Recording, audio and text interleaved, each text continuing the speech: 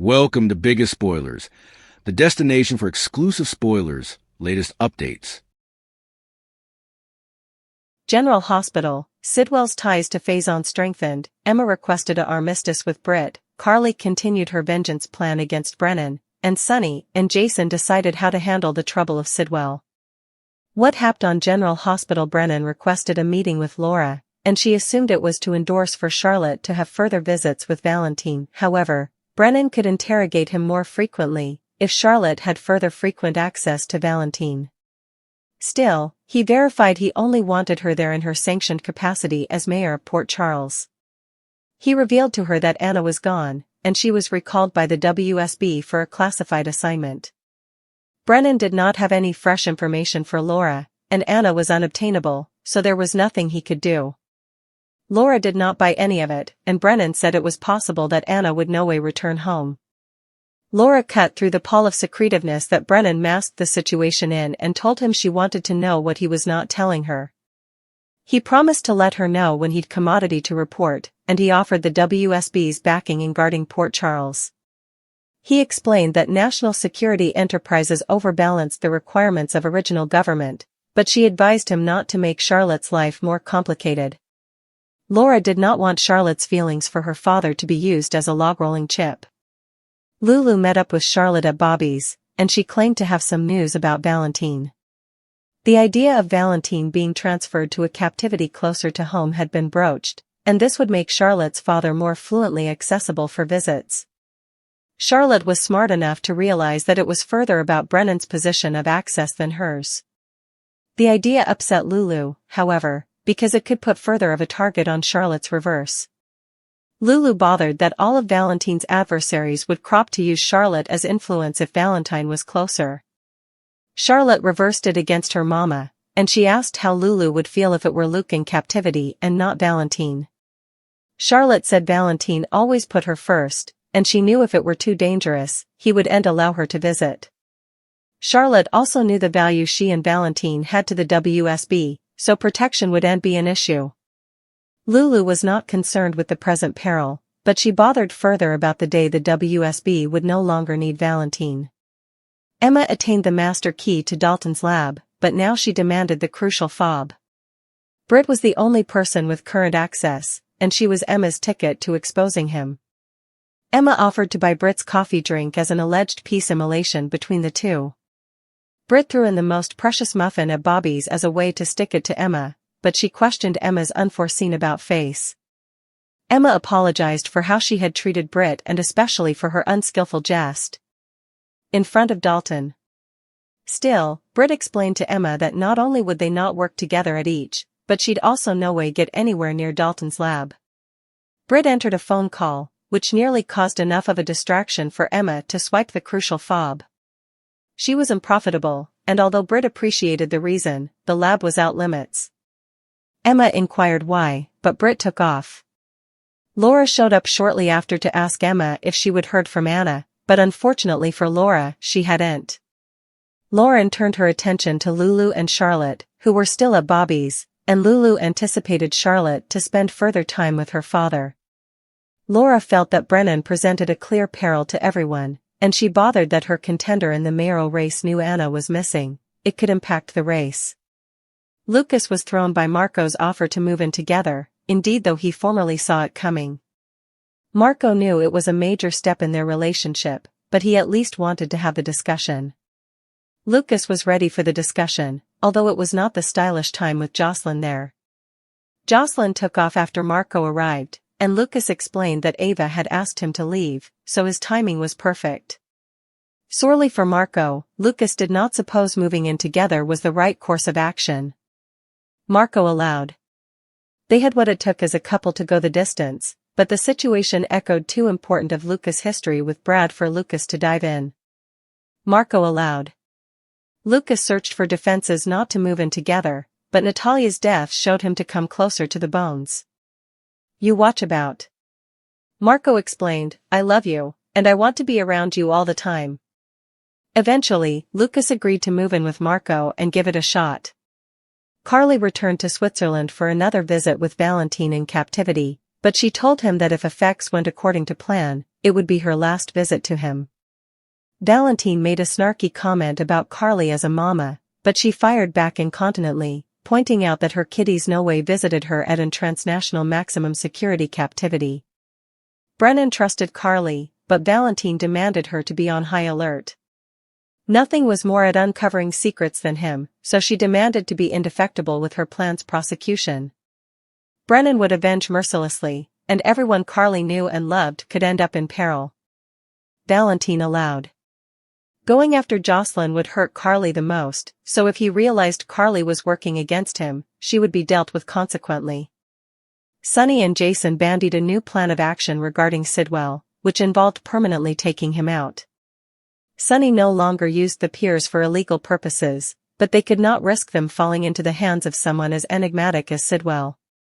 Unfortunately for Sonny, Jason, and Brick, they'd been unfit to uncover any unrighteous purposes that Sidwell had for them. Jason was concerned that if Laura lost the election, it would be too late, so taking out Sidwell was the only option. Sonny was hysterical that making a move on Sidwell would give Turner what she demanded for an arrest and conviction. Sonny also revealed that although Turner watched them, the WSB also had an eye on Sidwell. They'd enkindle a fight on both the original and public situations. He also believed that Lucas was a wild card that could end up a nuisance in their side because of his connection to Marco. Sonny determined that taking out Sidwell was not a threat he was willing to take. Ava pitched art ideas to Sidwell, but he'd other effects to bandy. He wanted her input on Sonny. She did not want to fail him, but agitating her son's father was not commodity she was prepared to do. Ava wanted to part herself from Sonny as much as possible, and although he preliminarily wanted to murder her, they were in a better place. Effects are not great, but there's a flimsy peace agreement. Still, Sidwell wanted to achieve the same. He wanted Ava's opinion on how to come to a peaceful armistice with Sonny. She did not suppose it was possible because of Sonny's belief that Sidwell was behind the fire at Charlie's. Ava told him, if Sonny Corinthos perceives you as a trouble to his children, there will be no peace. There will be no concession. There will be no place to hide. Sidwell asked Ava if she believed Sonny was responsible for Marco's recent exposure, and although his timing was questionable, it was a fight between Lucas and Carly that piqued her interest. Once Ava departed, Britt surfaced from another room, publicizing that she allowed. Ava would no way leave. Britt and Sidwell appertained to Dalton as problematic, and since he inquired about Faison's network, he was a trouble. Sidwell told Britt he did not take orders from her, but before she could leave, Lucas walked through the hall, floored to see her in his new home. Sidwell said he searched for a home croaker. But she was no longer suitable to exercise drug. Lucas appeared to buy that reason at first, so he did not question much before she left. Outside the house, Britt eavesdropped the news that Lucas had agreed to move in with them at Windmere. Jocelyn filled Brennan in about Marco's pitch for Lucas to move in with home, which came as a great relief to Brennan. Jocelyn bothered about Lucas' safety by getting more deeply settled in Sidwell's route. Jocelyn was hysterical that formerly Lucas entered Sidwell's world, it would be an issue, but Brennan demanded she follow through.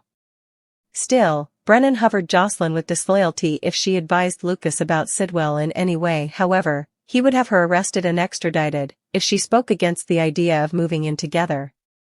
At General Hospital, a mysterious man heeded to Felicia's phone call. Felicia dropped a pencil, but the man fleetly brought it back to her, and she realized commodity was out. She asked him what was going on, and he looked back at her with a look of despair and despair. The air in Port Charles grew thick with tension, a palpable mixture of hope and dread that seeped into every corner of the city. From the mayor's office to the local coffee haunt, Bobby's, the citizens found themselves navigating a treacherous landscape where personal loyalties clashed with shadowy government agendas, and the quest for revenge threatened to ignite a war on multiple fronts. This was a day of new beginnings, fragile truces, and angry threats that promised to reshape the future for everyone involved. The mayor's ominous warning. The day's tensions began in Mayor Laura Collins's office, where her meeting with the WSB's Brennan took a sinister turn. Laura, ever the protective grandmother and savvy politician, had assumed Brennan's request for a meeting was a ploy to leverage more visits between Charlotte and her imprisoned father, Valentine Cassadine. She braced herself to defend her granddaughter from being used as a pawn. However, Brennan quickly disabused her of that notion, coldly stating he required her presence solely in her official capacity. He delivered his first bombshell with bureaucratic calm. Anna Devane was gone. Recalled by the WSB for a classified assignment, she had vanished without a trace, rendered completely unreachable.